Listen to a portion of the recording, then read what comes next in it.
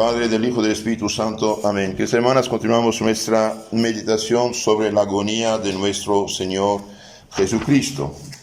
Hemos visto en la primera charla, en la oración de Jesús, que nuestro Señor dijo a los apóstoles de quedarse allí y de rezar. Permaneced aquí mientras yo me retiro para orar. Orad y vigilad para no entrar en tentación. Y en su oración, ¿qué decía?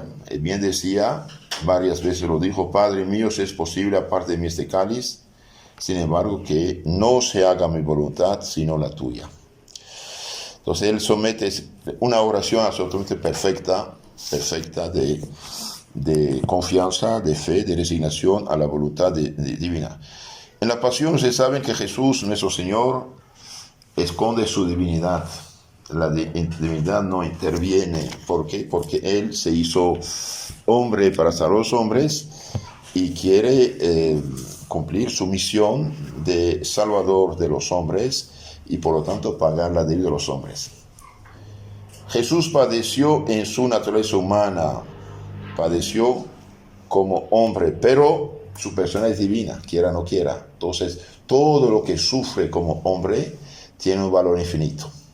Porque el pecado es tan grande que aunque un hombre dé su vida, no puede borrarlo, no puede pagar la deuda. Entonces, contemplemos al Salvador en la oscuridad de la noche, postrado bajo los olivos de Getsemaní, suspirando, rogando y preso de una congoja con quien agoniza, sudando sangre. El que llena la tierra de alegría y el cielo de ventura, está en aflicción profunda. Jesús, que poco antes consolaba a sus apóstoles, está ahora lleno de quebranto. Jesús, que les prometió amparo, se ve desfallecido, y él mismo ruega porque se le asista. Llora lágrimas sangrientas, el que tantas lágrimas ha enjugado. El poderoso obrador de milagros está desmayado y tiembla. Su noble corazón amenaza estallar entre temores y angustias. ¿Por qué? El que mandó a las olas los tormentos deja que inunde su alma la congoja y el desconsuelo. ¿Cómo se puede explicar este misterioso cambio? ¿Cómo? Para comprender esta agonía y todos los tormentos que después arrecieron sobre el Salvador, debemos notar bien que la naturaleza divina de Cristo no era capaz de ningún sufrimiento. Dios no puede sufrir. Únicamente su naturaleza humana podía padecer y morir. Jesucristo padeció. ¿Cómo padeció? ¿Como Dios o como hombre? Como hombre. Dios no padece. Mas también la misma naturaleza humana de Jesús, que de un modo inseparable estaba unida con la divinidad, en tanto podía sufrir y tanto tiempo cuando Jesús quisiese padecer. Entonces Jesús, es verdad que la divinidad se esconde, pero está sostenida de todo modo, porque normalmente dicen los santos que en ese momento de la agonía hubiera podido hacer un paro cardíaco y morir. En el momento de la flagelación hubiera podido morir de todos los golpes que recibió. Entonces, Él quiere continuar, mantiene esa naturaleza para que siga sufriendo y pagando la deuda de los hombres. Lo que aquí se responde acerca de la muerte de Jesús tiene la misma respuesta para todos los demás padecimientos. ¿Por qué pasó sobre la tierra? Y bien, para salvar a los hombres. Por su libre voluntad entró Jesús en agonía. Noten esto. Por su libre voluntad Jesús entró en agonía y no permitió que el pavor y la angustia penetrasen, y permitió que la angustia y el pavor entrasen en su corazón. Para que la naturaleza humana de Jesús pudiera padecer, la divinidad la abandonó a sus propias fuerzas, retirándose, podemos decir, de cierto modo, de ella y privándola de todo consuelo interior, como lo podemos ver claramente en toda esa narración de la agonía de Jesús en el huerto de los olivos. Tanto se despojó Jesús de sí mismo, tal fue la renuncia que hizo de cuánto poder encerraba en su persona divina, que admitió consuelo de sus criaturas. Tiene los apóstoles a su lado, por están dormidos. Un ángel baja del cielo para consolarlo. ¿Qué va a decirle? El que sabe todo, pero acepta al cristiano.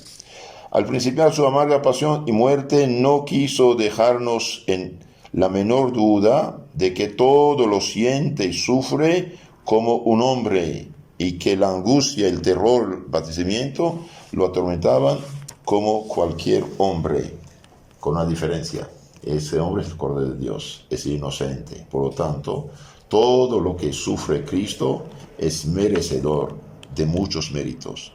Bien atestiguó ante su Padre Celestial que su naturaleza humana se llenaba de espanto en presencia de los horribles tormentos que le aguardaban, y que deseaba verse libre de ellos, orando y repitiendo varias veces: Padre, si posible, aparte de este cáliz. Sin embargo, que tu voluntad se haga. Ahí está lo grande de la oración de Cristo, y nos enseña esto. Delante de cualquier dificultad, problema, angustia, enfermedad, prueba, Padre, por favor, aleja de mí este cáliz. Sin embargo, que tu voluntad se haga. Dios, que es todopoderoso y Padre Santísimo, bien siempre quiere nuestro bien, incluso en la agonía en la cruz de Cristo. Ahora veamos las causas de esta profunda tristeza, de su pavorosa angustia y de su mortal congoja en el huerto de los olivos. ¿Cuáles fueron?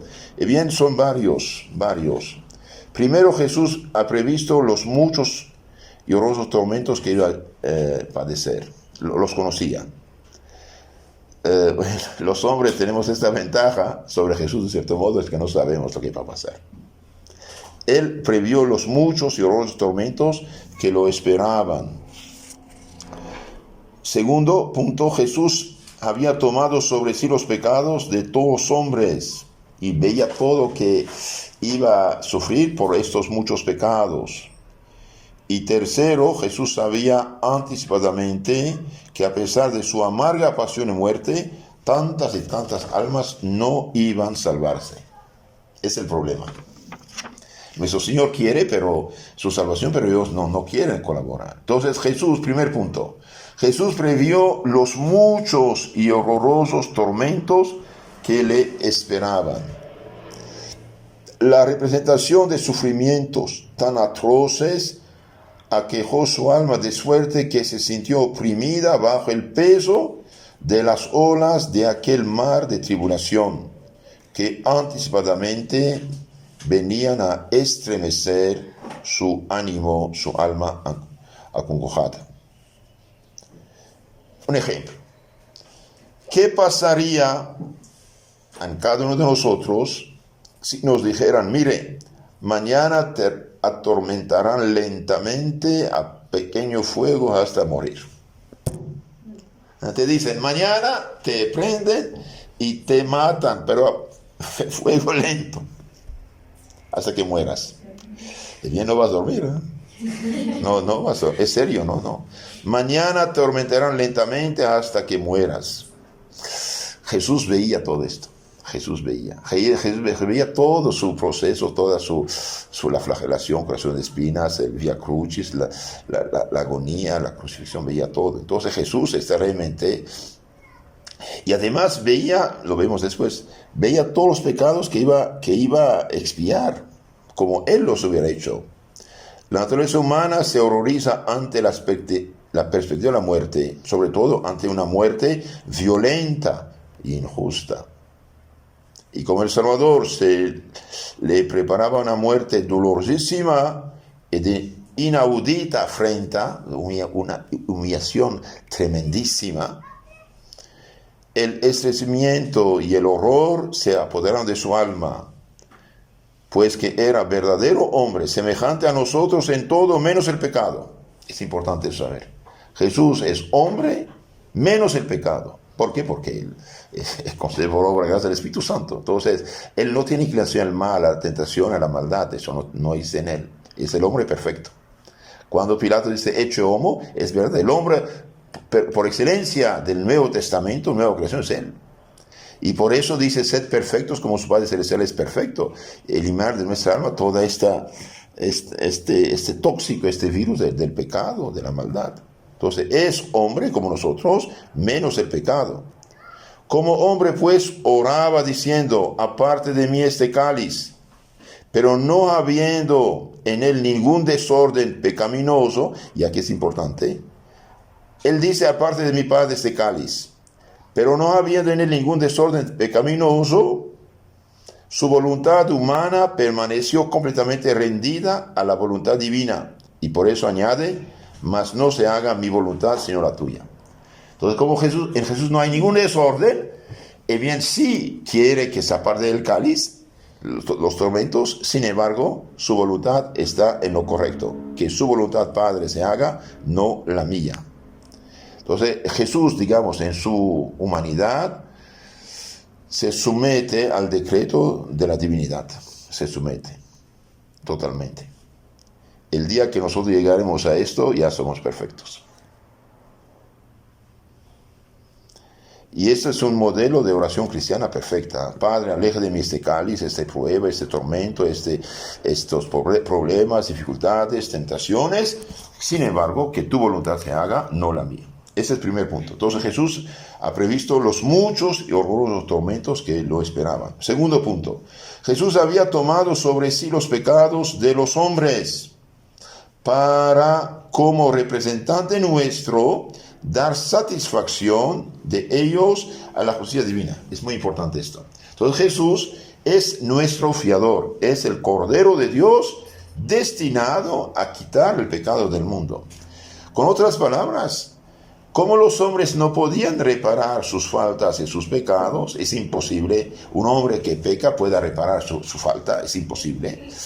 Por ejemplo, como un mendigo, un borrachito, ¿no?, de la calle que no tiene ni siquiera 50 centavos, no sé, por un error fatal, no sé, echa el fuego, ¿no?, a una pintura que vale 50 mil millones de dólares. ¿Y cómo va a pagar eso? Es imposible.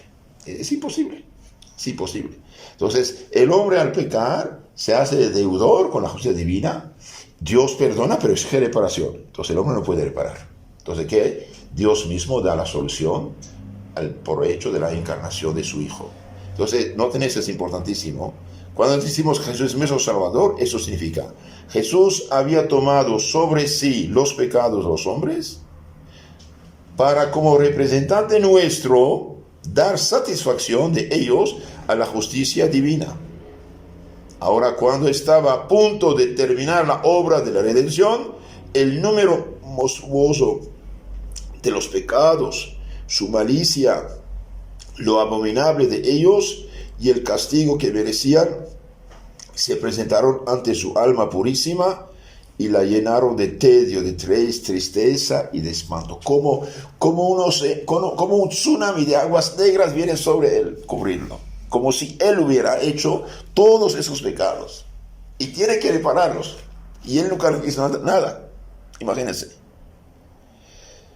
Dios, por amor de nosotros, dice San Pablo, 2 Corintios 5, 21, Dios, por amor de nosotros, ha tratado a Cristo, aquel que no conocía pecado, como si hubiese sido el pecado mismo, pues llevaba en sí la fianza de todos nuestros pecados.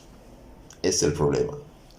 Dios, la divinidad, por amor a los hombres pecadores, imagínense, ha tratado a Cristo, aquel que no conocía pecado, como si hubiese sido el pecado mismo, pues llevaba en sí la fianza de todos nuestros pecados. ¿Qué horror no sería para el purísimo y santísimo el ver reunidos todos los pecados del universo mundo, todos los pecados de soberbia, de lujuria, de avaricia, de malicia, de envidia, y asimismo cargado con ellos? Entonces imagínense, todos los pecados más horribles de los hombres vienen sobre él como si él lo hubiera hecho y carga con ellos.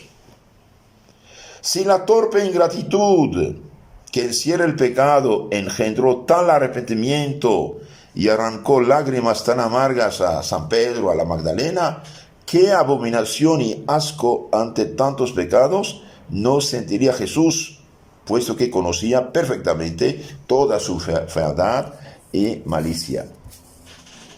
El padre Antonio Royo Barén, hablando del pecado, dice: no hay catástrofe privada o pública que puede compararse con un solo pecado mortal. No hay. Supongamos, Dios no quiera, esta noche todas las Américas, el coronavirus los mató a todos los habitantes. No queda ni un solo hombre. Es una catástrofe. Y bien, es nada en comparación de un solo pecado que se hace. De un solo pecado mortal que se hace. Sea lo que sea el pecado mortal. Jesús vio todos nuestros pecados en particular. Noten esto. Jesús vio todos nuestros pecados en particular antes de ser cometidos. Porque para Dios el tiempo no existe, nuestro tiempo. De un golpe penetra todo lo que va a pasar. Jesús vio todos nuestros pecados en particular y se entristeció por ellos, como si Él mismo los hubiese cometido. Pues que ante la justicia de Dios se había cargado con ellos.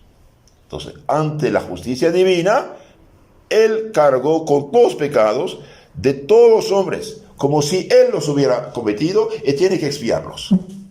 Ahora, como su naturaleza humana es instrumento de la divina, y todos los actos son teándricos, es decir, son actos de un hombre, Dios, y bien, tiene un valor infinito. De ahí el secreto de la salvación. Y de ahí no hay otro salvador que Él. Notemos esto, es importante. Jesús vio todos nuestros pecados, en particular, de todos y cada uno de los hombres. Se entristeció por ellos como si Él mismo los hubiese cometido, pues que ante la justicia de Dios se había cargado con ellos. Verdaderamente que ese solo dolor le hubiese matado, si no hubiera retenido a su alma, para que sufriese cosas más grandes aún, y bebiese por completo el cáliz de la pasión. No quiso morir en el monte Olivete, Getsemaní, porque debía sacrificar su vida en el Calvario.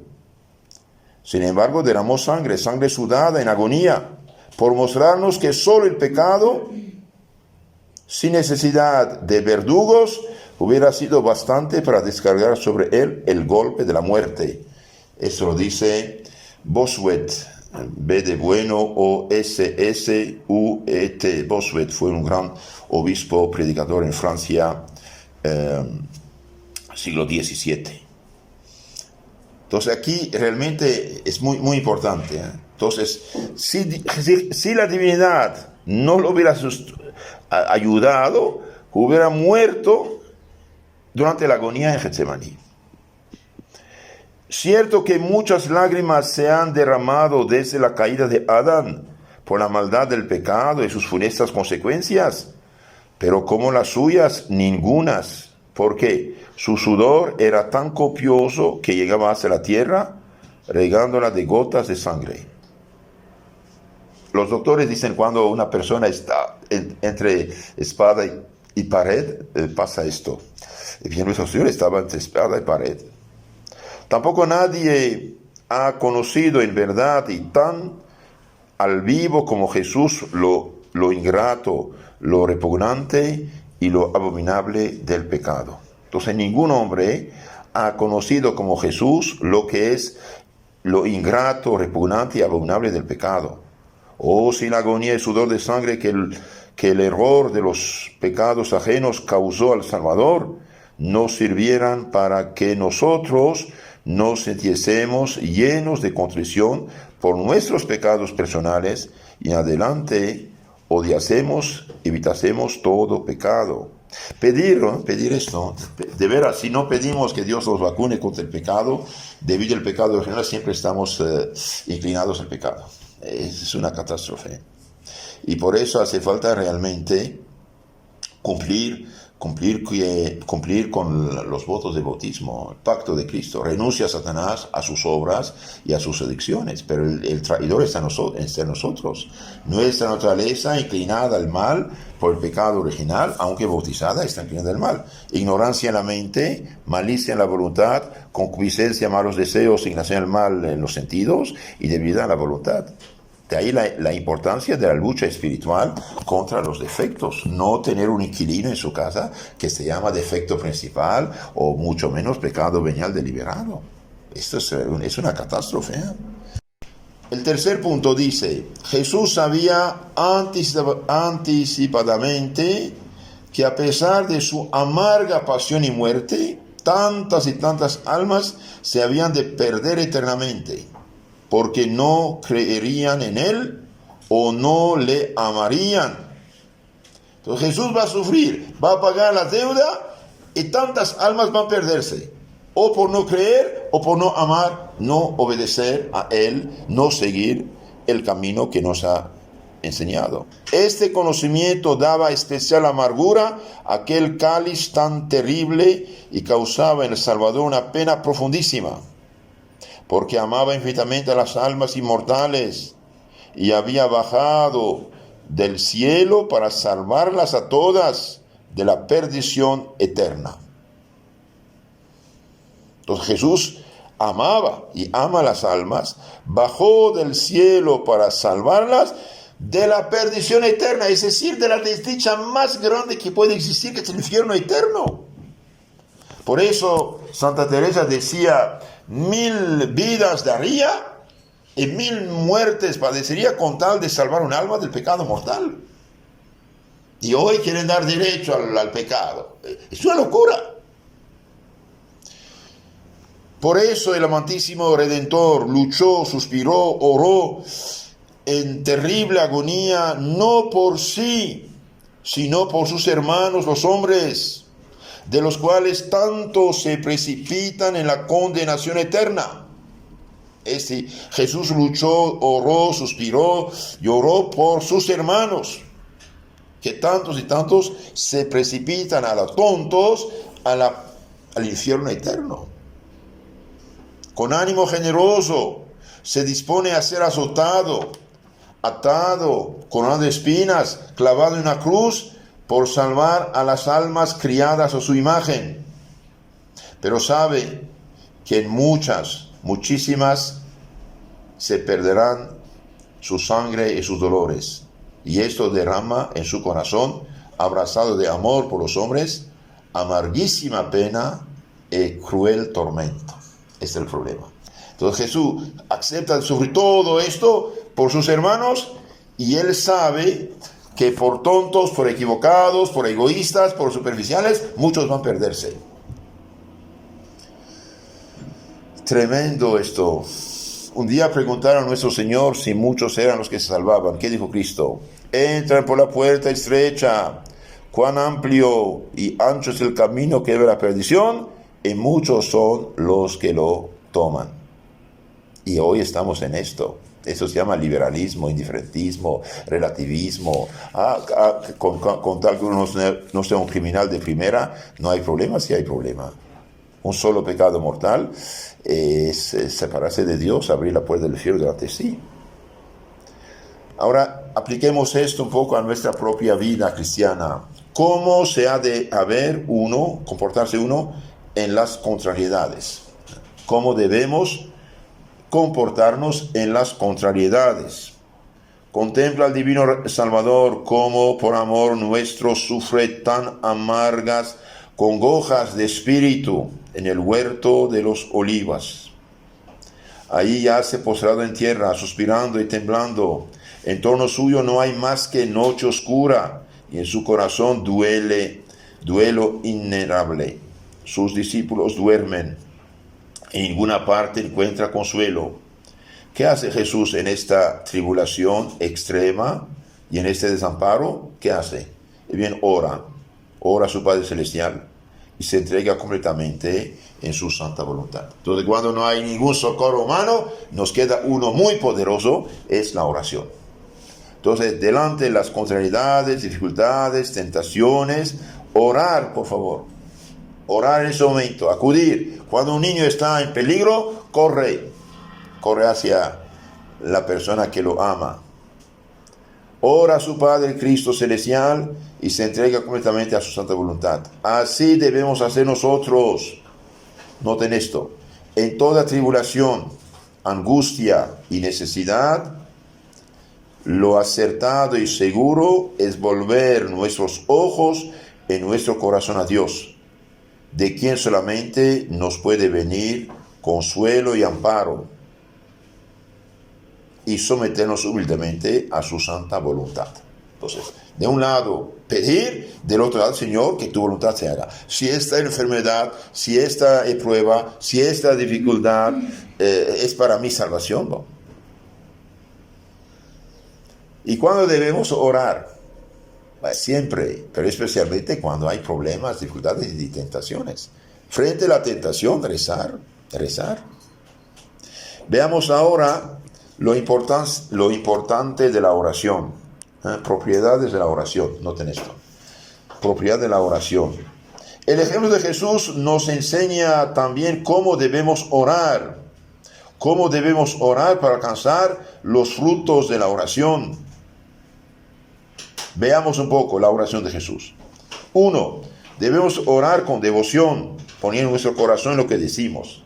Con devoción, poner nuestro corazón. 2. Con humildad. Con humildad. Sin mí nada podéis, dijo nuestro Señor. 3. Con confianza. Con confianza. 4. Con resignación a la voluntad de Dios. Y 5. Con perseverancia.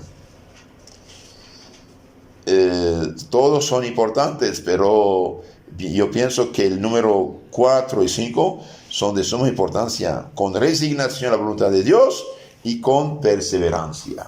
Con perseverancia. Entonces, cuando uno reza, debe poner su confianza en Dios, debe ser humilde, debe ser confiado, pero, Padre, que tu voluntad se haga. Señor Jesús, esto es lo que yo pienso, pero como usted ve todo, que tu voluntad se haga. Con devoción, veamos un poco a fondo ahora. Porque Jesús oraba de lo más profundo de su corazón. Y se había alejado de sus apóstoles para enteramente poder orar sin que nadie le perturbase. Con devoción. Con humildad interna y externa, pues se postró en la tierra e inclinó su rostro hacia el suelo ante la majestad de su Padre omnipotente. Con humildad. 3. Con confianza, pues lleno de esperanza y amor, dice, Padre mío, si posible. Tiene confianza. 4. Con resignación a la voluntad de Dios, pues resigna en manos de su Padre Celestial el ser atendida o no su súplica. Entonces dice, esto yo lo quisiera, pero que tu voluntad se haga. Aceptas lo que pido, que bueno. No lo aceptas, que bueno también. Acepto, obedezco. Muy importante, ¿eh? Pues resigna en manos de su Padre Celestial el ser atendida o no atendida a su súplica, diciendo, mas no se haga mi voluntad sino la tuya.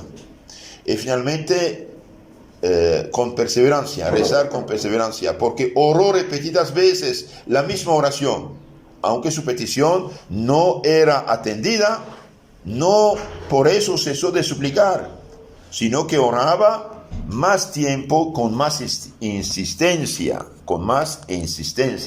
Entonces, cuando rezamos, tratemos de rezar con devoción, poniendo nuestro corazón, pensando en la presencia de Dios, haciendo las palabras.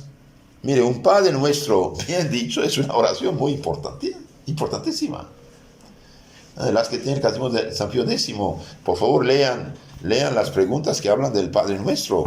Te explica de una manera extraordinaria esta oración, con devoción. Después tenemos que es con humildad, y con confianza, con resignación. Esto es más difícil, con resignación. Hoy la gente piensa que porque rezó una oración, de que tiene que ser escuchada su oración. Que quizás esta cruz, esta enfermedad, esta prueba, es el es el medio que Dios usará para salvar esta alma. De otro modo sería perdida. Por ejemplo, cuando San Antonio María Claret, no me acuerdo la fecha, pero en 1852 ahí estaba en Cuba, hubo temblores, varios terremotos. Después vino la peste y el santo recibió de Dios un mensaje: y bien, si no se convierten, habrá también cólera, peste y cólera. Y bien, el santo dice: cuando vino la peste, muchos se confesaron, pero rápidamente regresaron sus pecados. Pero cuando vino la cólera, otra vez se confesaron más arrepentidos y murieron, dice, pero para ir al cielo y no al infierno. Y Dios le había hecho ver al santo que si, sin la cólera, que fue un don de Dios para estas pobres almas, muchas almas se hubieran perdido eternamente. Entonces de ahí la resignación, la voluntad de Dios. Hoy todo el mundo habla de coronavirus, etcétera. Están temblando gobiernos y pueblos y la gente está a la expectación, como es el evangelio, de veras, es algo serio, sí. Pero, ¿qué quiere Dios de esto? ¿Cuál es el plan de Dios? El plan de Dios, que la gente deje de pecar. Pecan y como si fuera normal. Esto no es normal. Esta tierra no es nuestra. Esta tierra, este sol, este oxígeno, esta luz, todo es don de Dios. Hace poco escuchaba a un astrofísico muy especial y dice: quieren a Marte, no pueden, porque llegando a Marte, evidentemente tendrán cáncer terminal. ¿Por qué? Porque si no hay algo que cubre la Tierra, el Sol es una bomba nuclear, está quemando nuclear, mataría directamente al ser humano. Hay una capa que protege el ozono, ¿no? La Tierra. Entonces, hoy los hombres hacen todo como si Dios no existiera y como si este mundo fuera suyo y hacen lo que quieren. No, señor. El hombre no tiene derecho al pecado. No tiene derecho al pecado. Entonces esperemos que este coronavirus, como dicen, haga pensar un poco a la gente. ¿Cuántos en adulterio? ¿Cuántos en unión libre? ¿Cuántos en borracheras? ¿Cuántos en robos? Dios mío, cuántos pecados cada vez se comen. ¿Y cuántos sacrilegios se hacen? Hasta obispos quieren dar la comunión a adúlteros activos. Es una locura. Son pecados que acaban el cielo.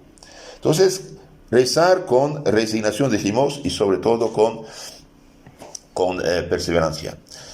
Otro punto importante, nuestro Señor en esta agonía nos enseña, es la vigilancia. Noten esto, vigilancia. En medio de su terrible agonía, Jesús piensa más en los suyos que en sí mismo. Vigilancia. Repetidas veces inspecciona diligente a sus discípulos y con encarecimiento les amonesta: velad y orad para que no caigáis en la tentación. El espíritu es listo, la carne es flaca. Orad y velad para no caer en la tentación.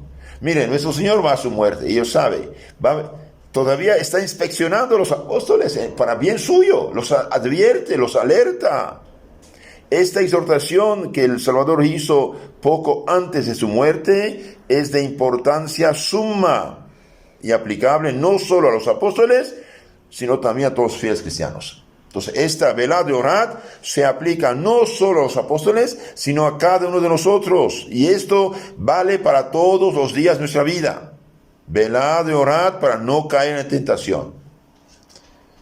Uno debe enchufarse en Dios.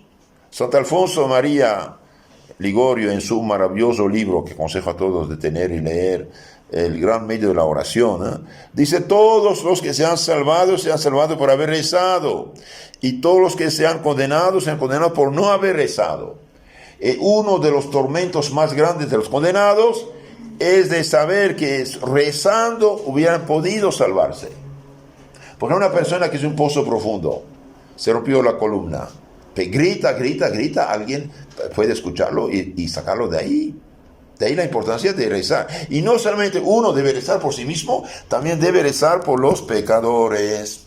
¿Qué dijo la Virgencita en Fátima? Muchos van al infierno porque nadie reza por ellas. Que la oración es necesaria, lo hemos oído ya muchas veces, Pero no basta la oración aislada o por sí sola. Antes bien, es necesario que vaya unida con la vigilancia. Orad y velad, vigilancia. Así lo enseña Jesús, que es quien más y mejor conoce a los hombres y sus necesidades, vigilancia. Porque somos muy flacos y propensos al mal debido al pecado original. Debemos estar alertas sobre nuestros pensamientos e imaginaciones. Importante esto. Ser atentos sobre nuestros pensamientos e imaginaciones, sobre los movimientos y deseos de nuestro corazón y sobre nuestros sentidos, en especial los ojos, para que evitemos toda cosa pecaminosa o la sofoquemos al presentarse. Noten, esto es importante, importantísimo. Somos flacos y propensos, inclinados al mal. Debemos estar alerta sobre, uno, nuestros pensamientos. Entonces, cuando un pensamiento malo viene, no discutir con él, no discutir. Sobre nuestros pensamientos. Dos, imaginaciones. La imaginación, dicen, es la loca de la casa, ¿no? No seguir la imaginación. No. Muy peligroso. Y el demonio usa esto. 3. Sobre los movimientos y deseos de nuestro corazón. Sobre los movimientos y deseos de nuestro corazón. No discutir con eso tampoco. Y 4. Sobre nuestros sentidos, especialmente los ojos. Los ojos son las ventanas del alma. ¿Por qué? Porque si somos alerta hacia nuestros pensamientos, imaginaciones, movimientos, deseos de nuestro corazón y sobre los sentidos, especialmente los ojos, y bien estamos listos para parar o sofocar directamente la tentación en el momento de presentarse. Entonces rezar sí, pero alerta. Con esta vigilancia nos veremos libres de muchas tentaciones y saldremos victoriosos de los combates inevitables. Entonces, con esta vigilancia nos veremos libres de muchas tentaciones y saldremos victoriosos de los combates inevitables. Ahora, la tentación que es, el demonio trata de, pero no debemos darle cabida, no tenemos que abrir la puerta. Terminamos con un paralelo entre Adán y Cristo. Adán en el paraíso, con su presunción, apetito y desobediencia, pecó y corrompió a todo el género humano, intoxicó el género humano como una fuente intoxicada. Entonces Adán, con su presunción, apetito y desobediencia, pecó y corrompió a todo el género humano.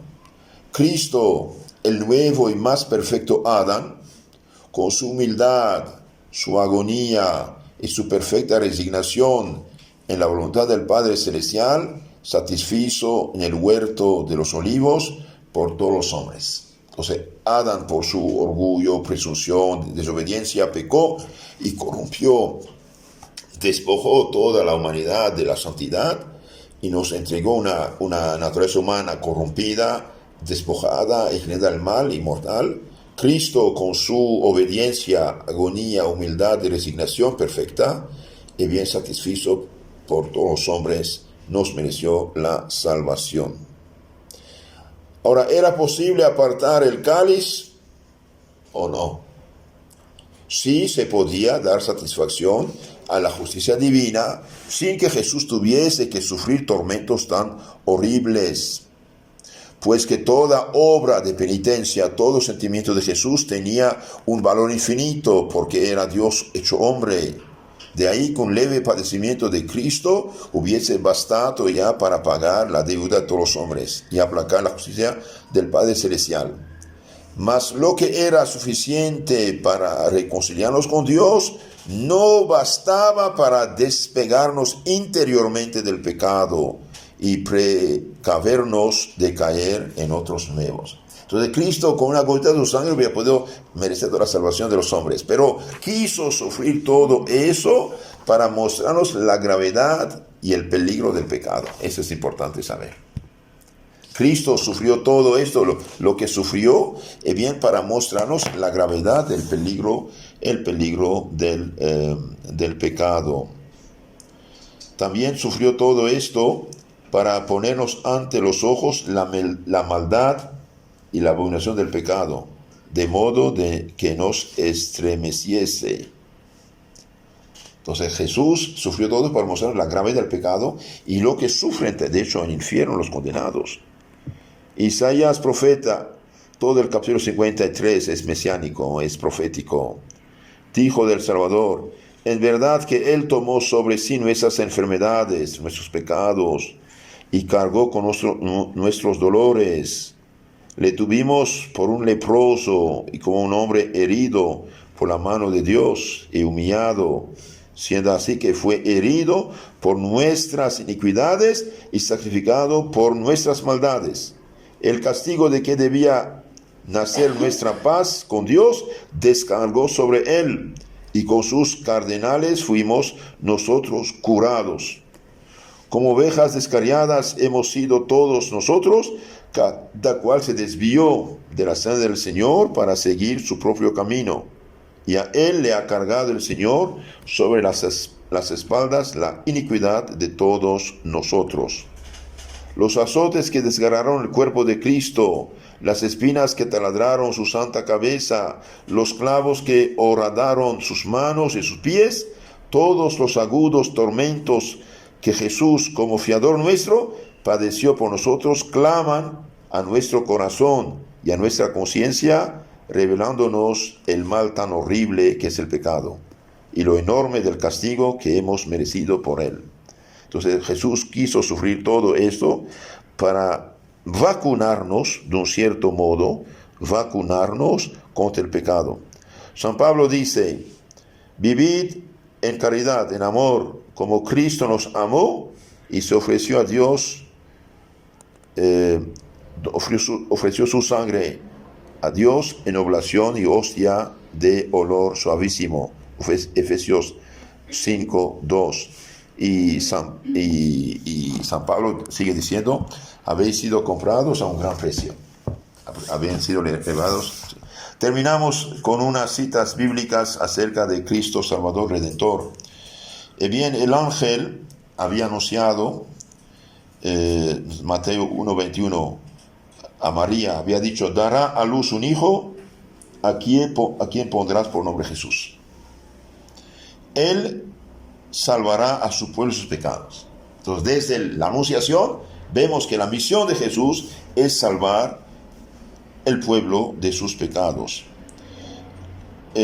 Lucas 2:11: les ha nacido hoy en la ciudad de David un Salvador, que es el Cristo Señor. Colosenses 1:19: pues Dios tuvo a bien hacer residir en él toda la plenitud y reconciliar por él y para él todas las cosas, pacificando mediante la sangre de su cruz lo que hay en el cielo y en la tierra. Con la sangre que derramó en la cruz hizo paz entre cielo y tierra. Cristo también es nuestro Redentor. Cristo es nuestro Redentor, Salvador. San Mateo 26:28: porque ese es cáliz de mi sangre, de la alianza, que va a ser derramada por muchos para remisión de los pecados. Entonces vemos que la sangre de Cristo se derramó por la remisión de los pecados. Y sobre todo la carta a los Hebreos habla mucho de esto. Hebreos 2:14: por tanto, así como los hijos participan de la sangre y de la carne, así también participó él de las mismas, para aniquilar mediante la muerte al señor de la muerte, es decir, al diablo. Entonces, para vencer al diablo, bien, fue necesario un hombre, Dios, que da su sangre por los hombres. Y también dice aquí San Juan, primera carta 3:5: y saben que Él se manifestó para quitar los pecados, y en Él no hay pecado. ¿Cómo quitó el pecado? Muriendo como fiador nuestro.